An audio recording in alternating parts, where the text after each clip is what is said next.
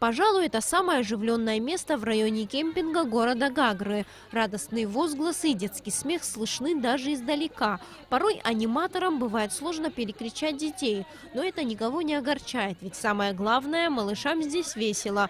Вдоволь накатавшись на качелях, дети перебираются кто куда. Кому-то больше нравятся батуты, кто-то любит просто наблюдать за сказочными героями. Дети также облюбовали и горки. Сладкое угощение и подарочки достаются всем. Мы все сегодня будем веселиться до упаду, пока руки и ноги не устанут. Да, договорились?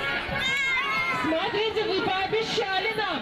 Я каждый день сюда прихожу с дедушкой и бабушкой. Мне очень нравится. Каждый день сюда прихожу, мне нравится очень сильно. Здесь прекрасная атмосфера. Мне все качели нравятся. Детская площадка размером более 1000 квадратных метров была построена в 2012 году. До 2015 года развлекательные шоу здесь проводились лишь в праздничные дни. 3 года назад благотворительными фондами было принято решение в летний период каждое воскресенье организовывать праздничные шоу с аниматорами, сказочными персонажами и угощением.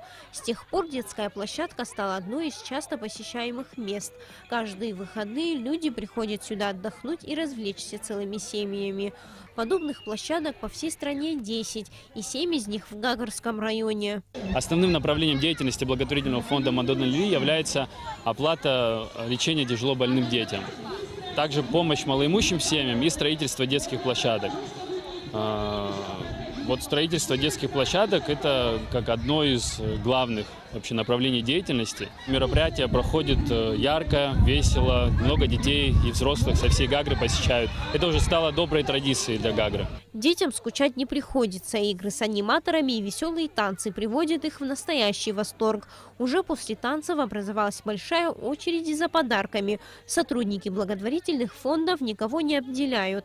Сария Смыр, Михаил Братухин, Абхазское телевидение.